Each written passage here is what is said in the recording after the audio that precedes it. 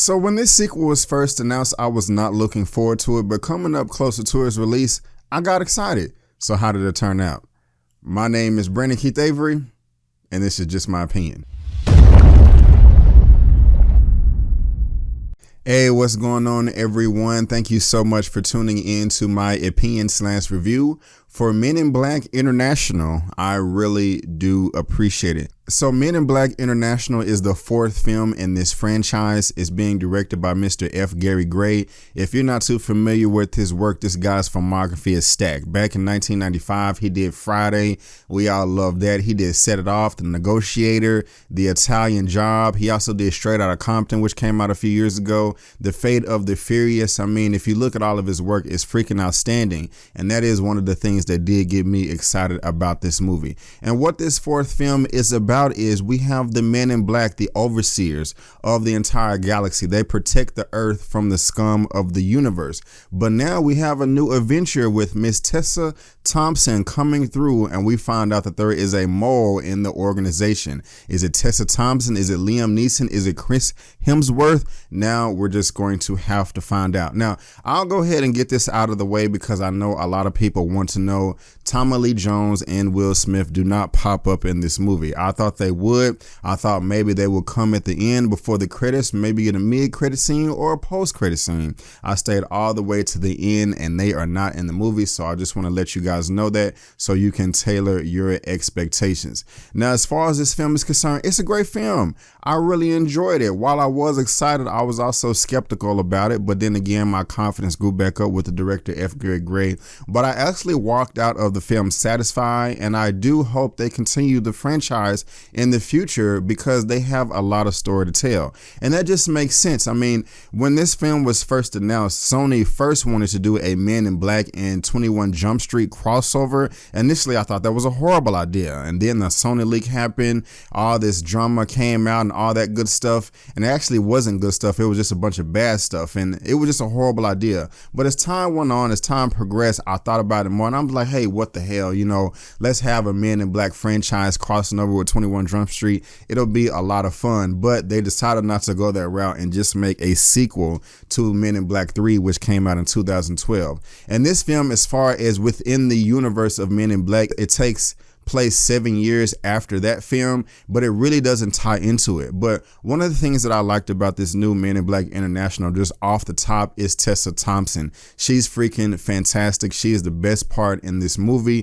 from head to toe, from beginning to end. I loved everything about her character. Not only did she look great on screen, she's also a great actress, but she's very smart, and you can tell that from the very beginning just by the books that she reads. And Men in Black always go around trying to recruit their members. But when you have a fourth film in a franchise, you have to always deliver something new to the audience, something that they've never seen before. And they flipped that within this script. They didn't recruit Tessa Thompson. She's just so smart. And they kind of made a mistake back in the day without neuralizing her. But that's in the trailers. That's no spoilers. She found them. So you have the most important agency in the galaxy, in the country, in the world, in the known universe. You're going to want to have somebody on your team that can find you when you're just a great secret. And one of the main things in your organization is going around with a neuralizer, deleting people's memory. It's smart to have somebody on your team that can find you. And I think that did this film a great service and gave it a reason to be told in the first place. Now, the next thing I liked about this film was Chris Hemsworth, you know, Thor. If you've seen the trailers, there are kind of jokes and links that has to do with Thor, with him grabbing the hammer. I remember I saw that preview, you know, long ago, a year ago. And initially, I thought it was okay. It was even funnier in this film. And just a fun fact here, most of you know that Tessa Thompson and Chris Hemsworth teamed up in Thor Ragnarok, which came out in November of 2017. And now they're both teaming up again in this Men in Black International. And there are some meta jokes as far as that's concerned as well. But with Chris Hemsworth, initially, I was not liking his character. I thought he was just, you know, very arrogant, very conceited. And, you know, the film kept talking about he gets away with his wit and Series 7 The Atomizer, and that comes back to circle around towards the end of the film. But initially I just did not like his character. But what I liked about the script, what I liked about the story, is they gave you a plot thread on why you should not like his character, and it actually strengthens his character at midpoint in the film all the way to the end, to where I actually did end up liking him. He came across goofy at first, and I don't want to spoil any more about his character because it is a plot point, but when he was getting serious, when he was getting down to business, down to the nitty gritty, like, okay, hey, let's eliminate the threat, you know, we have this Men in Black, we have to protect the world, let's get down to business, that's when I did like his character. The next thing I like about this film is just like this new age of Men in Black, this new age of Men in Black International. We have a lot of new tech and gadgets that we've never seen before, the way it's used and how everything is kind of hidden and things like that. I mean, it's just pretty cool. I mean, you have to suspend your disbelief, of course, with the Men in Black movie. But there was, you know, the scene in the trailer where they have the car and they're having a shootout in the middle of the street. I mean, that car was stacked. It was just loaded with all types of guns and weapons, and the way everything popped out the mirror, the door, the exhaust pipe, the wheel. I thought it was clever. It was innovating, and it was fresh. It was new. Like I said, it was something that I never seen before, and I like that. Now, the last thing that I like in this Men in Black film is we have a mole. Someone has infiltrated MIB and we don't know where it's coming from. Even when you think you know, you don't know, and you don't know all the way to the end. I don't know if it was Tessa Thompson. I don't know if it was Chris Hemsworth. I don't know if it was Liam Neeson. I don't know if it was Emma Thompson. I had no idea who the mole was, and I was guessing all the way to the end, like, oh man, who the hell is it? Because at one point it makes you think it's this person, and another point it makes you think it's this person. And one point I thought it was 3 different people. I'm like, this is like a super mole or something like that, but I couldn't figure it out. It was frustrating me in a good way. Now, when it revealed itself at the end, I didn't say to myself, oh my gosh,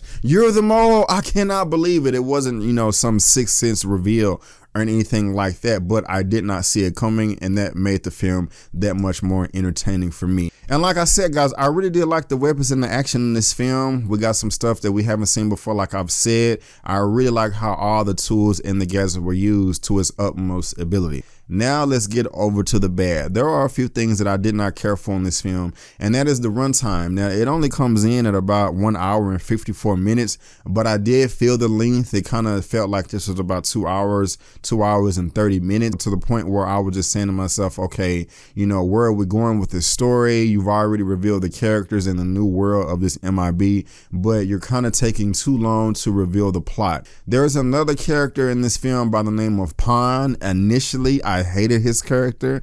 The first 2 scenes, the first 2 introductions of this character, I was very annoyed, and I was like, oh my gosh, if this is what's going to be leading the film from now on throughout, this is going to be bad. Later on, he got much better. He got much funnier, and I did like him, but initially I was turned off, not knowing what to think. But in the end, guys, I have nothing else to complain about. It's really a good film, and I think you will like it. I enjoyed Tessa Thompson. I enjoyed the direction by Mr. F. Gary Gray. I like Chris Hemsworth, all the gadgets and the new age technology that we got within this film.